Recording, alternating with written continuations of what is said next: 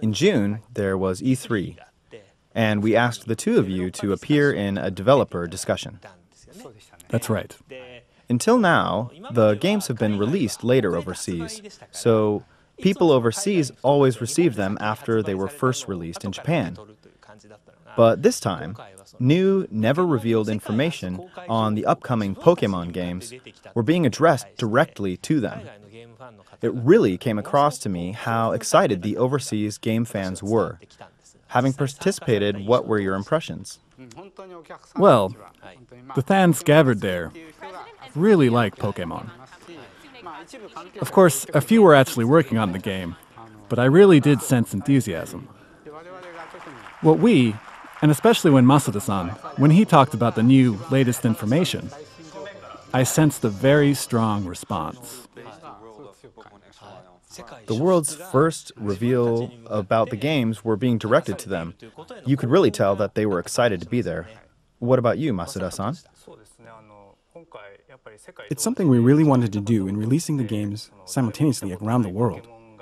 Until now, Pokémon that no one had ever seen before were always revealed in Japan first. When the time had come to make reveals to people overseas, we thought this place was perfect. We wanted to show as much as possible, and we also wanted to show new things. We could also show what the games look like and how it is to actually play them. So they were pretty excited, which I think was great.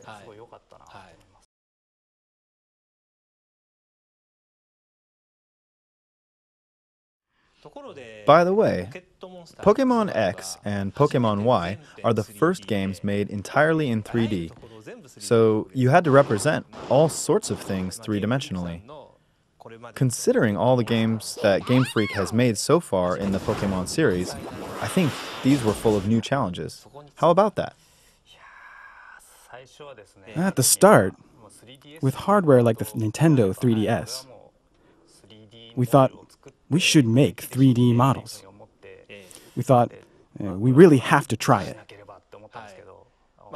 On stage, you explained the process of turning Sugimori-san's illustrations into 3D models. Yeah. Unlike before, we made 3D models from a cross-sectional view with more detail than anime-style character designs. And we drew illustrations for models, so the work going from 2D increased a lot. Then, when we turned those into models, each Pokémon had different bones. Their bone structures are different. Yes, they're not real creatures, so we tried a lot with regard to what we should use as a standard, and how they fly, and so on. We had a lot of fun, but it was hard. Instead of making them realistic, however, we wanted them to be cute and vibrant. So I think it's good the way we stayed close to Sugimori's illustrations. I think the visuals are higher quality than ever before, without being purely photorealistic. I found them very refreshing to look at.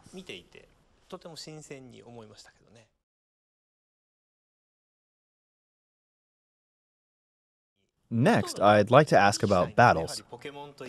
When it comes to Pokémon, I think a lot of people are interested in what the battles are like, especially this time because there is a new type of Pokémon for the first time in 14 years. By adding just one type, I'm sure it puts a huge effect on the game's balance. It scares me just thinking about it, because that one new element can completely change the balance of all the relationships that have been built up so far. Despite all that, why did you decide to add a new type? Well, let's see. The dragon type was so strong. It was difficult no matter how we tinkered with it. No matter what you did, the dragon type stayed the strongest. It wouldn't change, and it would have been sad to make the dragon type weaker. It would be sad and anger people. So we thought maybe we should increase the number of types. But we really hadn't put in a new type since Dark and Steel in Pokémon Gold and Pokémon Silver. So I think everyone thought we never would. And back at the time of Pokémon Gold and Pokémon Silver, when it came to the mechanics, I feel like the people who were involved with Pokémon had a shared understanding that it was complete. Yes, nonetheless, when we considered the balance, we thought we should make a fairy type. And we did. Then we had to remake the overall balance from scratch. But I think it's good we put that in. And in addition to ground battles, you added sky battles and horde encounters. There are more battles. That's right. Since it's in 3D this time, we tried to think of a way for people far away from each other to battle. So they're far away, but they can fight high above in the sky. You can battle if you have a flying type Pokémon, and the camera can move around to various angles. So we put in sky battles this time as something new to show. As for horde encounters, so far, if you put in a really strong Pokémon and used it, you could rapidly plow ahead. Right, you could use brute force.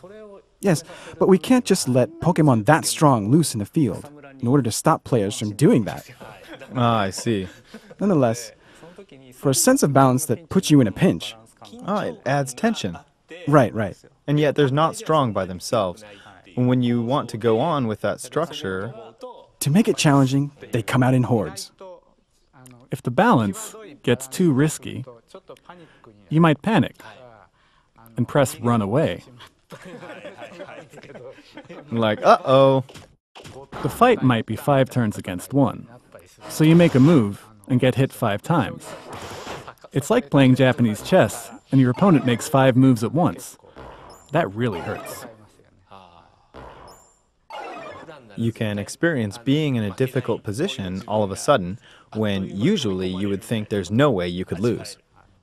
But overall, you can wipe them away with moves that can attack multiple enemies. And you can gain a lot of experience that way. So I felt like we were able to create a new balance.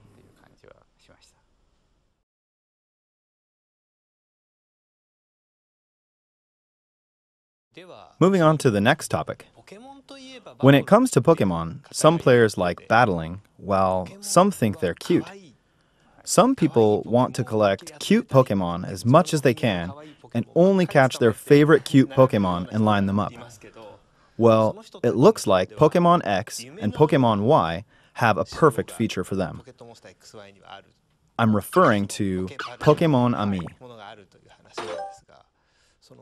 How did you decide to put so much focus on gameplay for thorough communication with Pokémon? It's quite an extensive feature, so how was it put in? Well, personally, I have that common desire to touch the Pokémon. And I thought touching them was even more possible now that they're in 3D. At first, that's all there was to it. And that's where we opened a can of worms. As for how they would react after you touch them, more is definitely better, including joy and sadness. We thought about how would Pokémon show a range of emotion? What would they do? If you could tell how they would react when you do certain things, they wouldn't seem like real creatures. It's interesting how with real animals you think you're doing the same thing, but a slight difference can result in an incredibly different response. You had to do that, so that must have been hard. Yes, it sure was. I have a cat. I look at it and wonder, how will it react when I do something? And when I go play with it, it runs off. That disparity. Well, they're more difficult than dogs in that way. Yes, for example, they may get tired of playing and then fall asleep. We wanted to put that nuance in the game and make them as much like living creatures as possible. And we wanted them to be as equal as possible with the players. So they aren't pets. You aren't master and servant, owner and pet. Right. When we thought about that, we thought It wasn't restricted to Pokémon Ami. So if you play with them a lot and deepen your bonds, that is reflected in battle. They'll dodge enemy moves and so forth. Something they might not do as often. We have them do things they wouldn't otherwise. It isn't all about the player doing things for them. They do something back. Establishing that relationship takes a long time. I've got it here, so let's take a look. If you choose to play, the Pokémon appears on the lower screen. Oh, it comes out so you can touch it. And if it recognizes your face, a face mark appears in the lower left. Right. If you find your face with the camera, it shows up. Then if you tilt your head away, the Pokémon does the same. That's an action. So we wanted there to be some kind of reaction. And when I go like this, the Pokémon gets very happy. Now Sylveon is making an extremely happy face. And if you close your eyes, Sylveon closes its. But Masuda-san, you can't see it. Yeah, you can't see. Then if you open your eyes, it does too. There's no point to it. So do you have someone else to do it and watch so you can enjoy it? Yes, that's right. You can't see it yourself.